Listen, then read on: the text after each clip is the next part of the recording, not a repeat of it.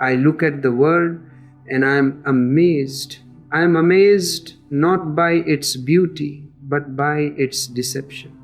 I see millions of people walking on the streets, working in the offices, sitting in the churches, praying in the temples, and I do not see a single face. I see only masks. The whole world is a masquerade ball.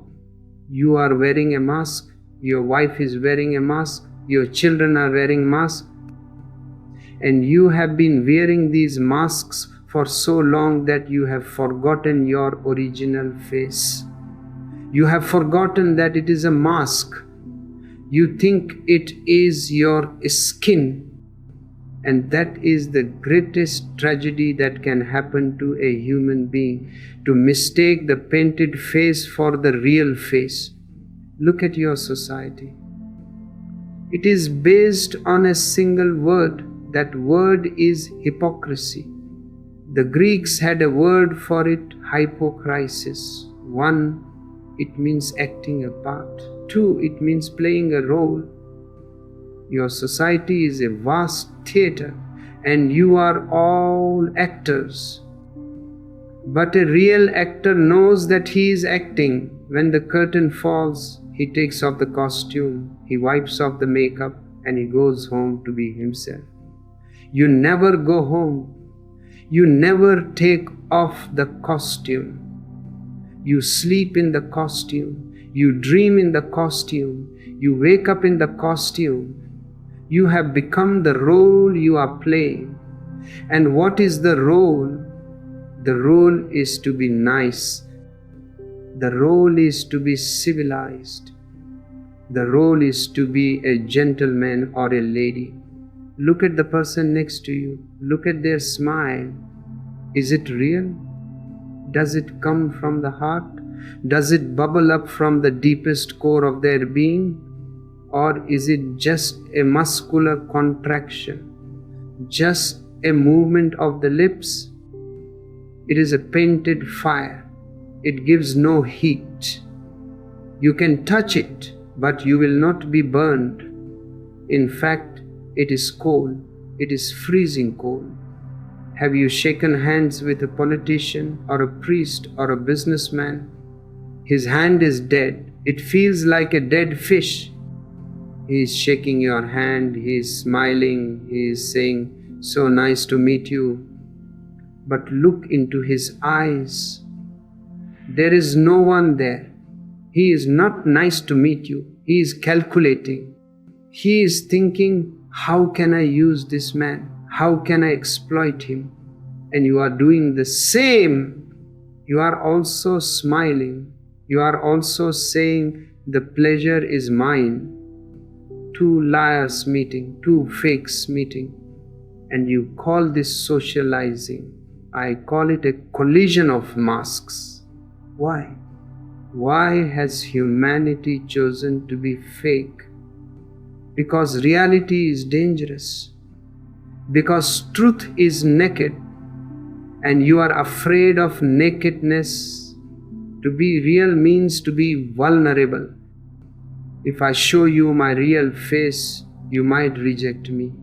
If I show you my real anger, my real love, my real lust, you might judge me. You might leave me. So, out of fear, pure trembling fear, we create a layer of protection. We create a buffer zone. That buffer zone is politeness. Politeness is the art of choosing the nicest lie. Politeness is the lubrication that keeps the machinery of society running. 3. If everyone suddenly decided to tell the truth just for 1 hour, imagine it. If for 1 hour everyone on earth decided to be absolutely authentic, to say what they feel, to show what they are hiding, society would collapse instantly. Husbands would leave wives, children would disown parents, employees would slap their bosses, Politicians would be stoned in the streets. There would be chaos. Because under your thin layer of civilization, there is a boiling volcano of repressed truth. And to keep that volcano capped, you need hypocrisy. Hypocrisy is the lid on the boiling pot. But what is the cost? Everything has a price. And for this mask, you are paying a tremendous price. You are paying with your sanity. You are paying with your soul. Because you cannot be two people at once and remain sane. You are split. You are schizophrenic. One part of you, the part that smiles, bows, and follows the rules, is the public you. The other part, the part that hates, cries, and desires, is the private you. And these two are constantly fighting. You are in a civil war. You are exhausted. Have you noticed how tired you are after a party? Why? You just sat there, drank wine, ate food, and talked. Why are you so exhausted? Because of the weight of the mask. To carry a false face for 3 hours is heavy work. To pretend to be interested in boring people is heavy work. To laugh at jokes that are not funny is heavy work. It drains your energy.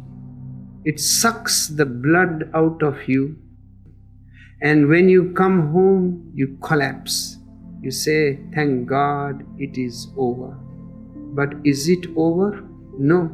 Because now you have to put on the husband mask or the wife mask.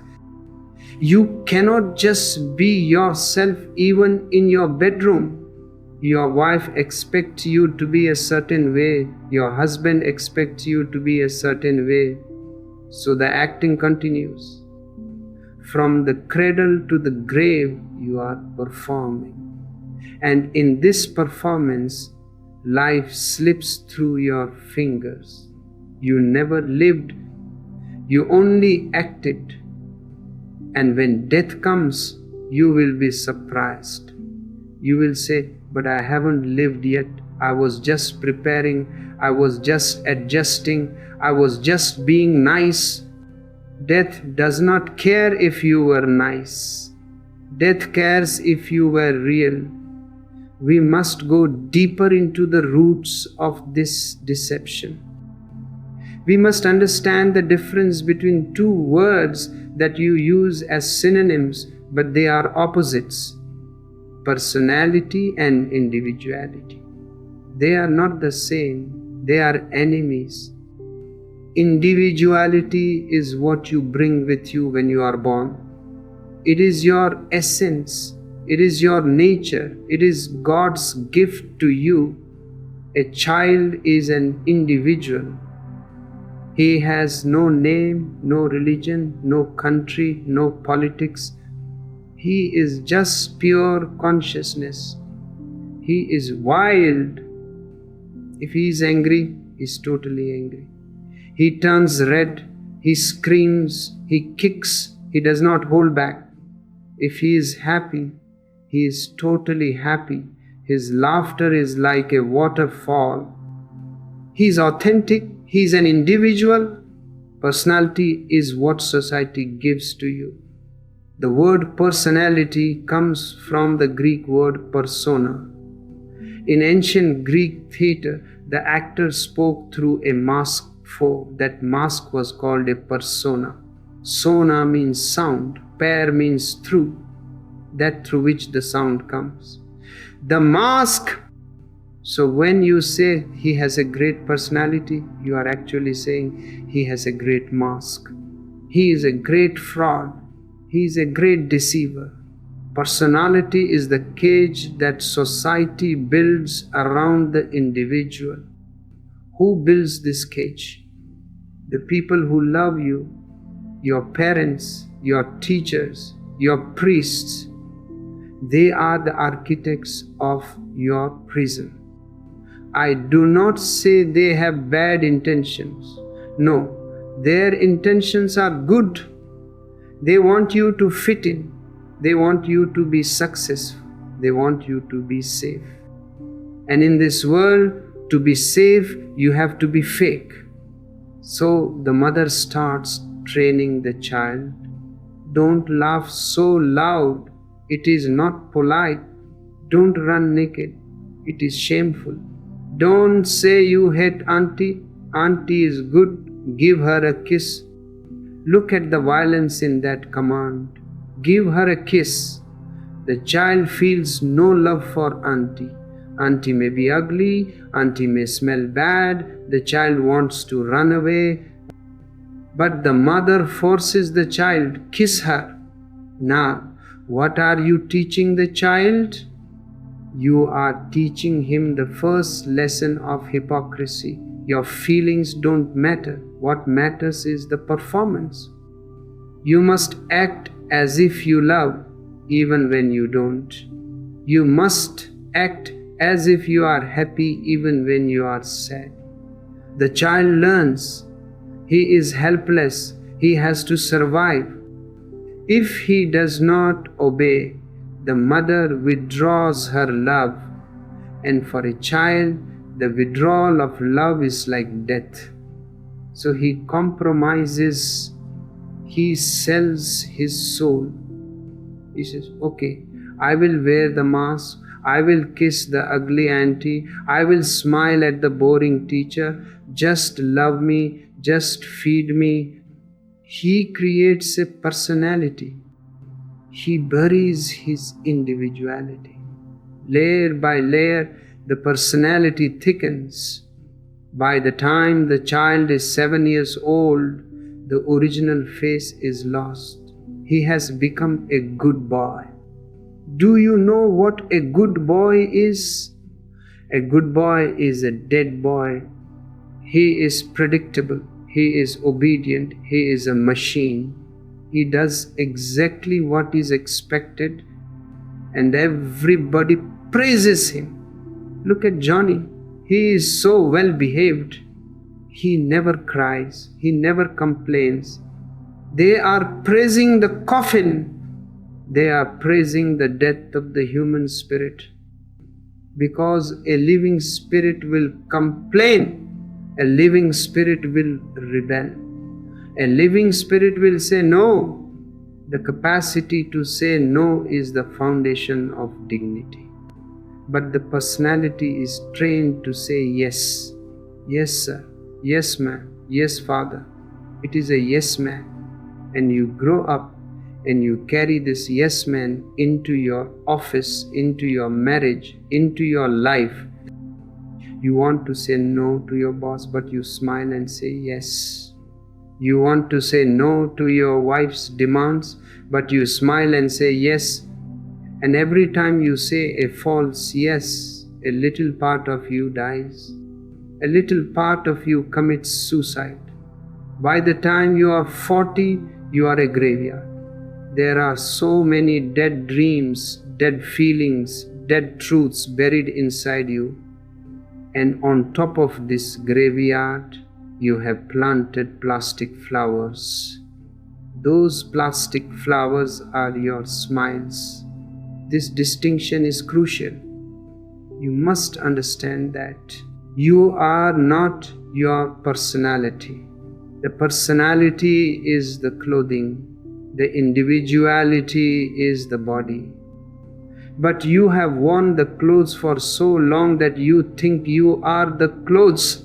If someone criticizes your clothes, you feel hurt. If someone says you are not a nice person, you feel deep pain. Why? They are only criticizing the mask. They are only saying your acting is bad. Why do you take it personally? Because you have identified with the role. You have forgotten that you are the watcher behind the eyes. The watcher is neither nice nor bad. The watcher is simply a mirror.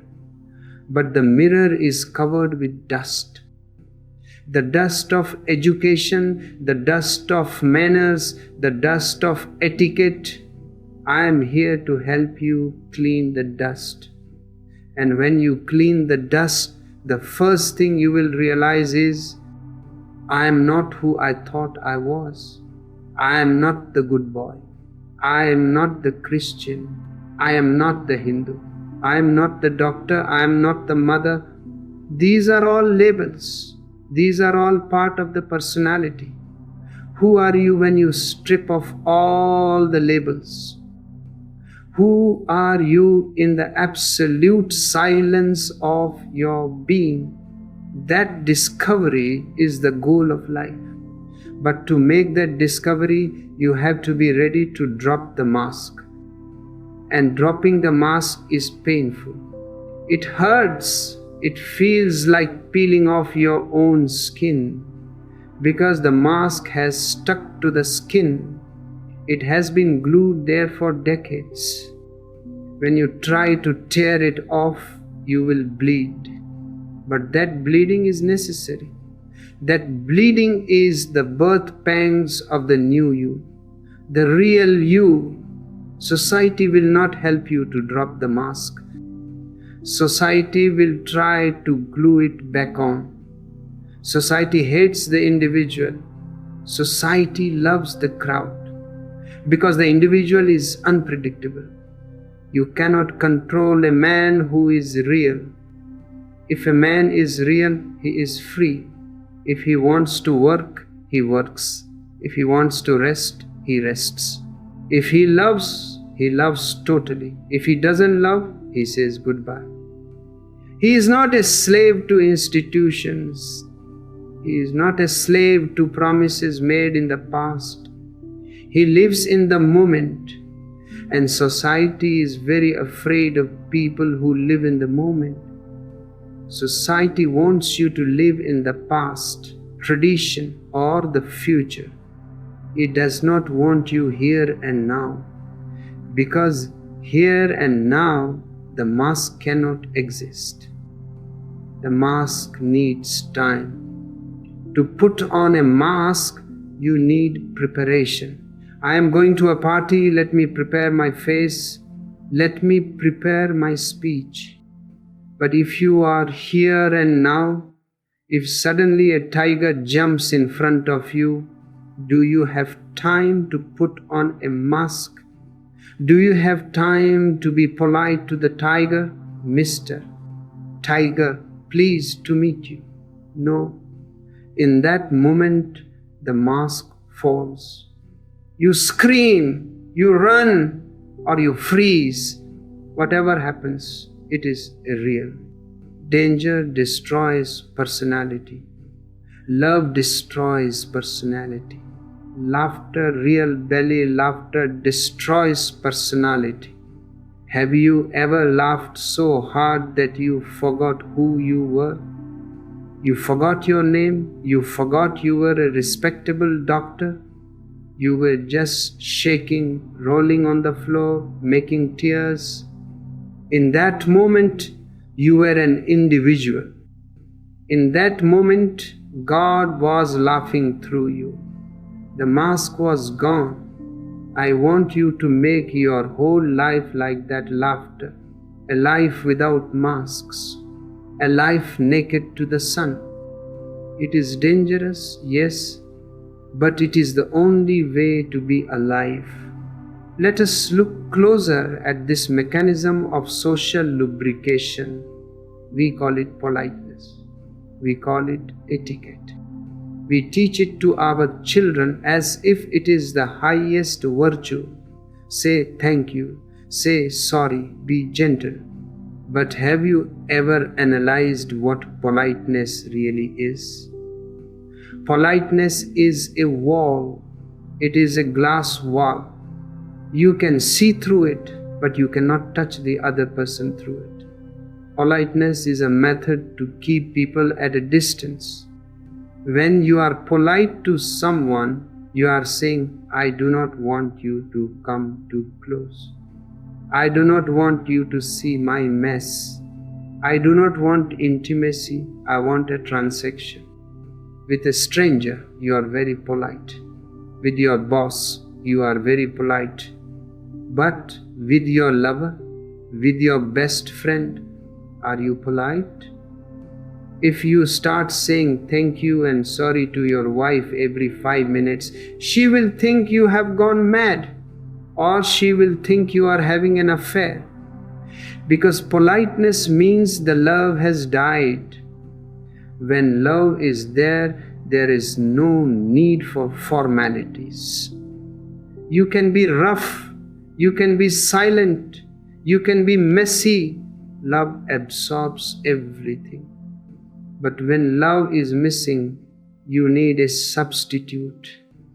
And the substitute is politeness. It is a plastic flower. It looks like love, but it has no roots. Society is a crowd of strangers who are afraid of each other. We are terrified of each other. If I really knew what you were thinking, and if you really knew what I was thinking, we would probably kill each other, or we would run away. So we agree to a ceasefire. We sign a treaty. The treaty says, I will pretend to be nice to you if you pretend to be nice to me. I will scratch your ego if you scratch mine. I will not look at your reality and you don't look at mine. It is a conspiracy of blindness. We agree to remain blind to each other's darkness, and we call this good manners. It is not good manners, it is fear. It is a buffer zone. Like in a car, you have shock absorbers, springs. Why? So that when you hit a bump, you don't feel the shock. Politeness is a shock absorber. So that when I meet you, I don't feel the shock of your being. I don't have to deal with your anger, your jealousy, your pain.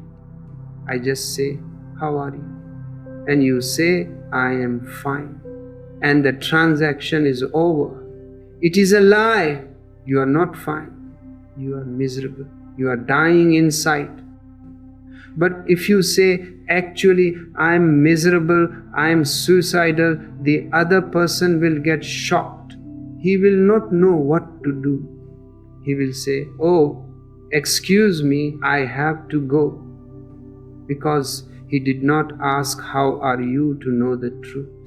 He asked, how are you, just to clear his throat. It is just a noise, like a dog barking. It means nothing. This constant lying poisons your system. You think a lie is harmless. It is just a white lie. It is just a social grace.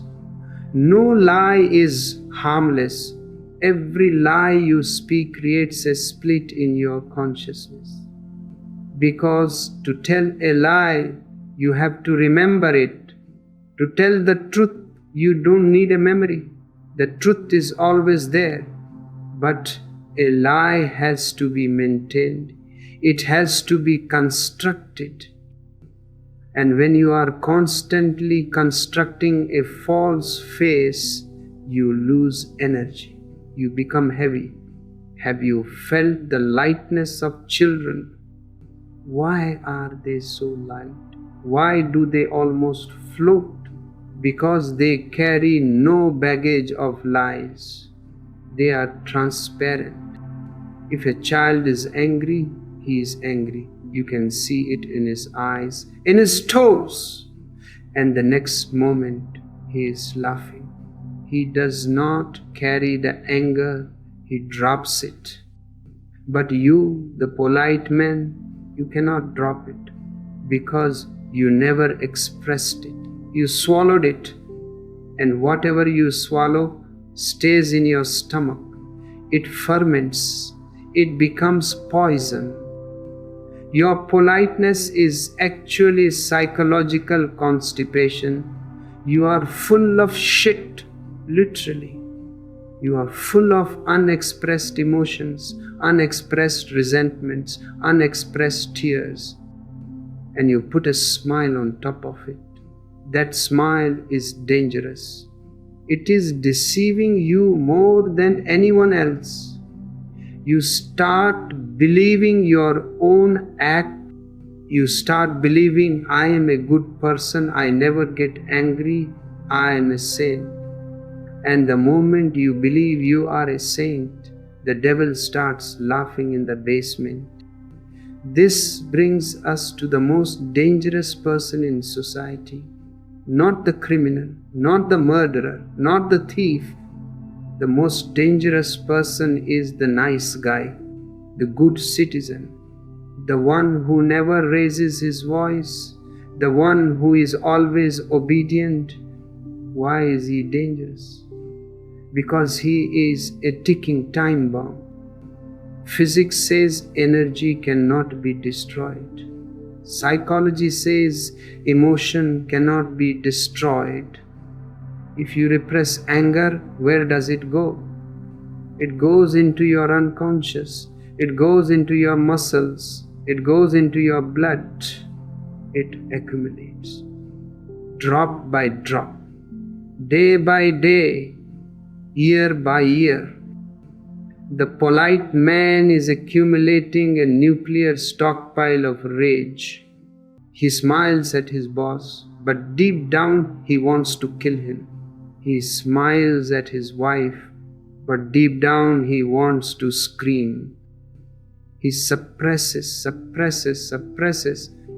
and one day the limit is reached. The cup overflows, and then the explosion happens. And the explosion is always disproportionate to the trigger. Someone spills coffee on his shirt and he pulls out a gun and shoots them. And the neighbors are shocked. They say, he was such a nice man. He was so quiet. He always mowed his lawn. He always went to church. We cannot believe he killed his whole family. I can believe it. In fact, only a nice man can do such a thing. A bad man, a rough man would not do it. Why? Because the rough man releases his steam every day. If he's angry, he shouts. If he's angry, he throws a plate. He leaks because he's leaking. The pressure never builds up to the explosion point. He is safe. He may be unpleasant to live with, but he will not murder you in your sleep. The nice man will murder you in your sleep because he has no outlet. He has sewn his lips shut with the thread of etiquette. He has no chimney for the smoke, so the whole house burns down. Look at history. Who are the people who committed the greatest atrocities? Were they wild, rough barbarians? No. They were very cultured people. The Nazis in Germany, they were the most educated, cultured people in Europe. They listened to Beethoven, they read Goethe, they had perfect manners. The commandants of the concentration camps, in the evening, they would listen to Mozart, they would play with their children. They were loving fathers, and in the day, they would gas thousands of Jews. How? How can a man listen to Mozart and kill children? Schizophrenia, split personality. One part is the cultured gentleman, the other part is the monster, and the culture created the monster because the culture did not allow the natural animal to exist. If you accept your animal, if you accept that yes, I have aggression in me, I have violence in me, then you can transform it. You can channel it into sports, into creativity, into chopping wood. But if you deny it, if you say, no, I am a pure Aryan, I am a superior being, then the animal goes into the shadow. And the shadow is dark, the shadow is cruel, the shadow takes revenge. Your nice society is a factory for producing monsters. Look at your school shooters. Are they the troublemakers? Are they the loud bullies? Usually not.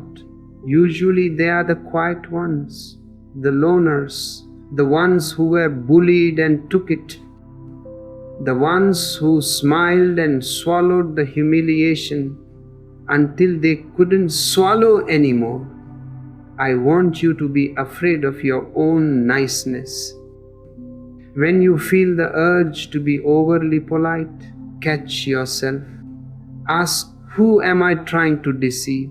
Why am I smiling? Am I really happy, or am I just showing teeth? Animals show teeth when they are about to bite.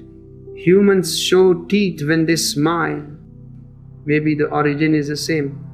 Maybe your smile is a way of saying, look, I am harmless, don't hurt me.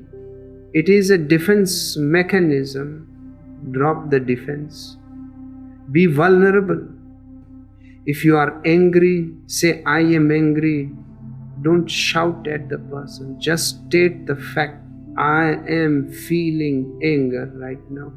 That is honesty. That is not violence. Stating the truth is never violence.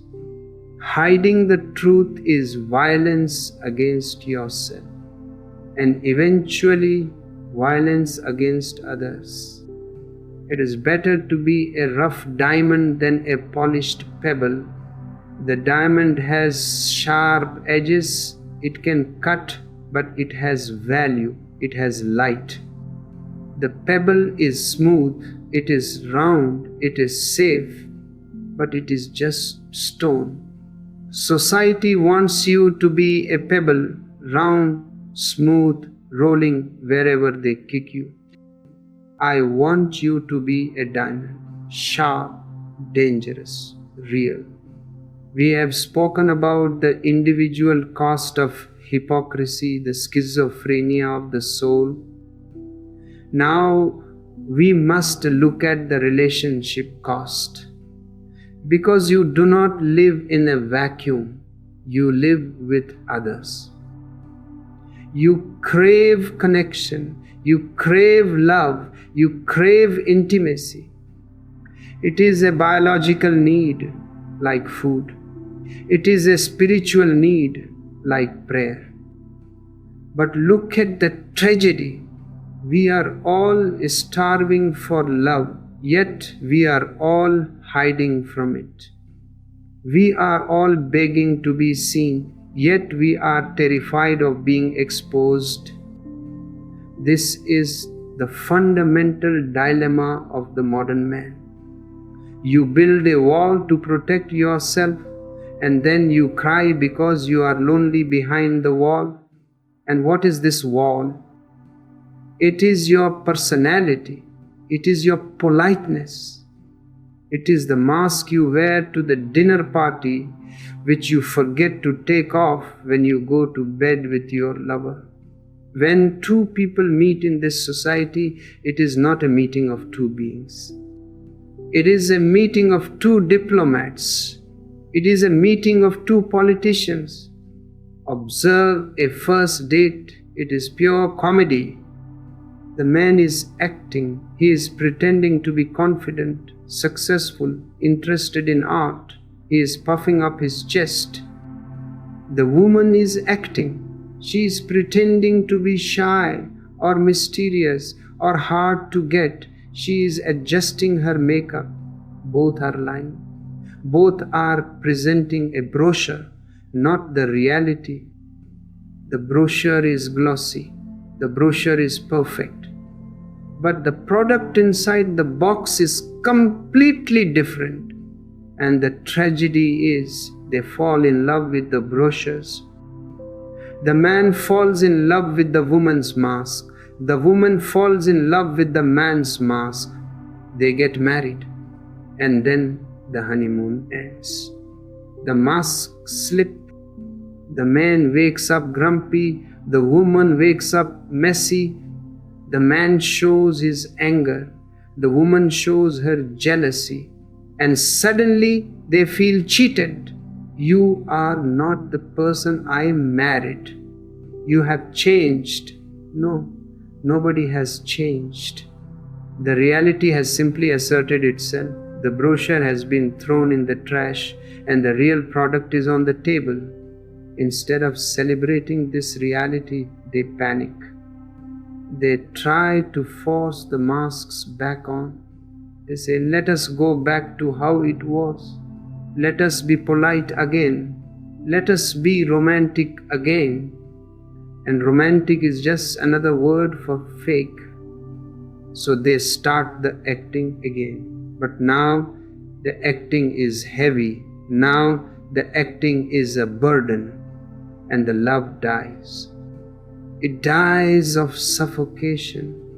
Because love can only breathe in the atmosphere of truth. Why do we do this? Why do we choose the plastic flower over the real rose? Because the real rose has thorns. Because the real rose will die. Because reality is dangerous. If I show you my true face, the face behind the smile, if I show you my fear, if I show you my darkness, will you still love me? This is the question that haunts every human being. Am I lovable in my nakedness? We are convinced the answer is no. We have been taught by our parents, if you are bad, we don't love you. If you cry, go to your room. So we learned a deep lesson. My reality is unlovable. Only my acting is lovable. So we act 24 hours a day. We become perfect husbands, perfect wives. We say, I love you when we don't feel it. We kiss when we don't want to kiss. We have sex when we don't want to have sex. It becomes a duty. It becomes a chore. And intimacy is lost. Intimacy means intimacy, to let you see into me. But we have put up curtains, thick velvet curtains of etiquette. You cannot see into me. You can only see my furniture. You can only see my decorations. You cannot see the emptiness of the house. We use words to hide. Have you noticed? When you are with someone you don't feel close to, you talk a lot, you chatter. The weather is nice. Did you see the news? How is your job? Why all this noise? Because silence is dangerous. In silence, the mask falls. In silence, the truth screams. If two people sit together in absolute silence, they cannot hide. Their vibrations are exposed. If there is hate, the silence will become heavy. If there is love, the silence will become musical. But we are afraid of the verdict of silence. So we create a wall of words. We talk to avoid meeting. We talk to keep the other person away. Real intimacy requires a suicidal courage. I call it suicidal because the ego has to die. The image has to die. You have to stand naked. And I don't mean physical nakedness that is easy. Pornography is full of it. It means nothing. I mean psychological nakedness. To say to your lover, look at me, I am full of fear. I am jealous. I am possessive. I am essentially a coward. I am not the hero you think I am. I am not the saint you think I am. This is my garbage. This is my wound. Can you do that? Can you put your garbage on the table? It seems impossible. The mind says, if I do that, she will leave immediately. But here is the miracle. Here is the mystery of existence. If you dare to be that vulnerable, if you dare to expose your wound, the other person does not leave. The other person falls in love with you for the first time. Why? Because your vulnerability triggers their vulnerability. When you drop your weapon, they feel safe to drop their weapon. When you take off your mask, they relax. They think, thank God I don't have to pretend either. I can also be a coward. I can also be weak. And in that shared weakness, a tremendous strength is born. The strength of truth. Two naked beings meeting, that is the only temple I know. That is the only prayer I know. But you miss it. You miss it because you want respect. You want to be admired. The mask gives you respect. The mask gives you admiration. But the mask denies you love. You have to choose. Do you want to be respected as a statue, or do you want to be loved as a human being? The statue is perfect. It has no flaws, but it is cold stone. The human being is flawed. It is messy, but it is warm blood. Choose the blood. Choose the mess. Throw away the pedestal. Come down to the earth. This brings us to the quality of courage. To live without a mask is the most courageous act possible. It is the path of the warrior. Society will not applaud you. Make no mistake about it. If you drop your hypocrisy, society will punish you. Why? Because your reality is an insult to their falseness. Your naked face is a mirror. When a fake person looks at a real person, he feels ugly. He feels ashamed of his own cowardice. And nobody wants to feel ashamed. So they will attack you. They will call you rude. They will call you uncivilized. They will call you arrogant. They will say, he has no manners. He says what he thinks. How dangerous. They will try to ostracize you. They will try to push you back into the herd. Come back. Wear the sheepskin. Be safe like us. Are you ready to be a lion? The lion walks alone. The sheep walk in a crowd. The crowd gives warmth. The crowd gives security. If you are surrounded by 1,000 sheep, you feel safe. Everybody is like me. But you are asleep. The lion is alone. He is dangerous, but he is awake. To be real means to accept the consequences of your reality. If you are angry and you express it, you must accept that the other person might get angry back. You must accept the conflict. The nice guy is afraid of conflict. He wants peace. But his peace is the peace of the cemetery. It is a dead peace. I say, a live war is better than a dead peace. At least in a war, things are moving, things are changing. If you are real, you will lose many friends. Let them go. They were not friends of you. They were friends of your mask. They were friends of your yes man. When the yes man dies, the false friends disappear. It is a great cleansing. It is a detoxification. You will be left with very few people, maybe one or two, maybe none. But those one or two will be real. And one real friend is worth more than 1,000 Facebook friends. One real connection is worth more than a lifetime of cocktail parties. You have to learn to trust your own organism. The hypocrite trusts the rule book. What does the book say? How should I behave? The real man trusts his belly. What do I feel right now? If the belly says no, he says no. Even if the whole world says you should say yes, he says no. He is loyal to his own being. This loyalty to oneself is the only true religion. Betraying yourself to please others is the only true sin, and you have been sinning every day.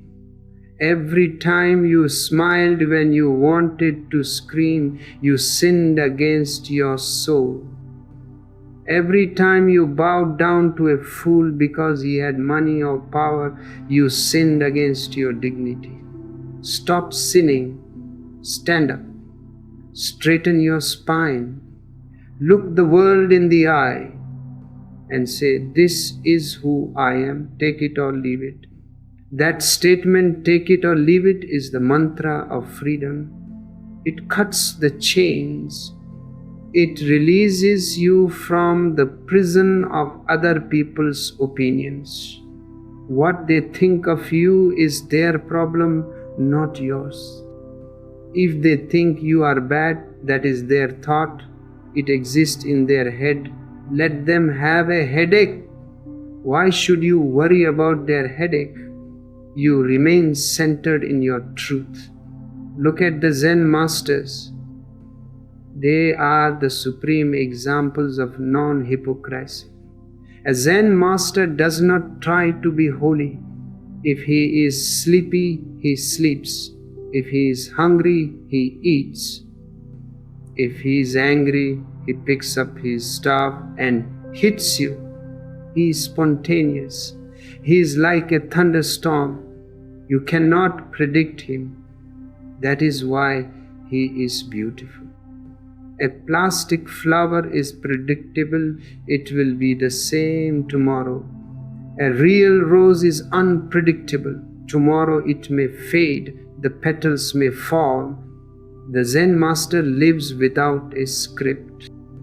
Hypocrisy is nothing but living by a script. Burn the script. Tear up the screenplay that your parents gave you. You are not an actor. You are the source of life itself. Why act? For whom?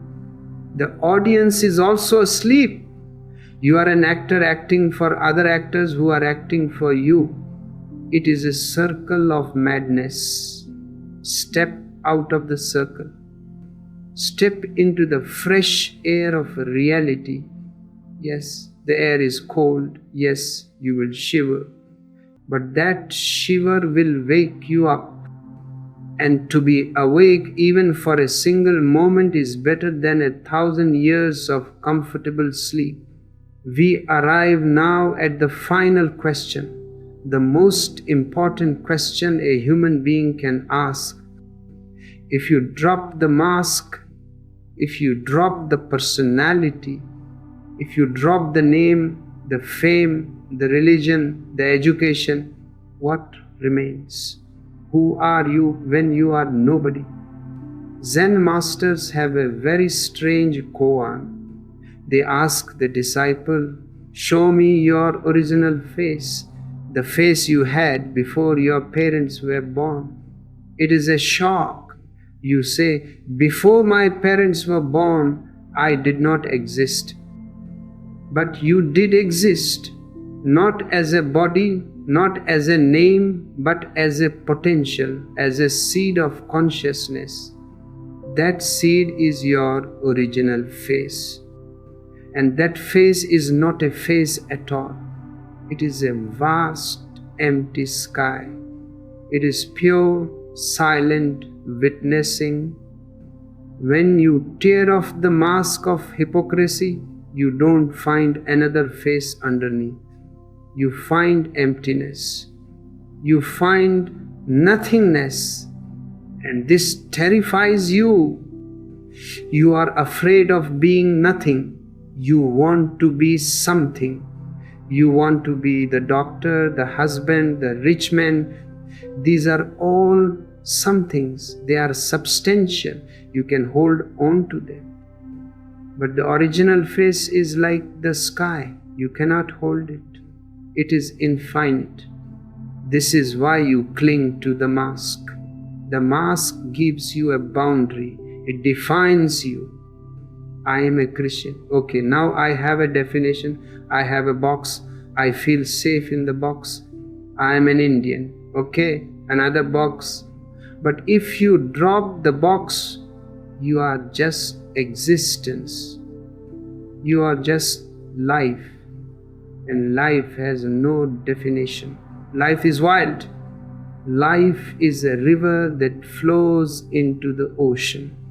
I want you to have the courage to disappear into the ocean, to be a nobody. Hypocrisy is the effort to be a somebody. Truth is the realization that you are nobody. And in that nothingness, you are everything. When you are empty of the ego, you are full of God. God cannot enter a house that is filled with furniture. Your personality is the furniture. Your politeness, your manners, your degrees, this is all old, rotten furniture. Throw it out. Make the house empty. And in that emptiness, the guest will arrive. The guest is your own soul. You have to reclaim your innocence.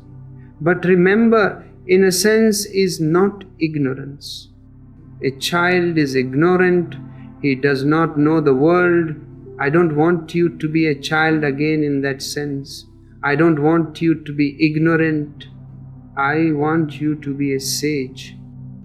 A sage is one who has known the world, who has known the complexity, the deception, the lies, and has dropped them. He has returned to innocence. This is the second childhood. Jesus says, unless you become like little children, you shall not enter the kingdom of God. What does he mean? He means drop the acting. Drop the seriousness. Look at a child playing on the beach. He is totally absorbed. If he is building a sand castle, he is building it with his whole heart. If the wave comes and destroys it, he laughs, he jumps. He does not cry over spilt milk. He does not hold a grudge against the ocean. He is fluid.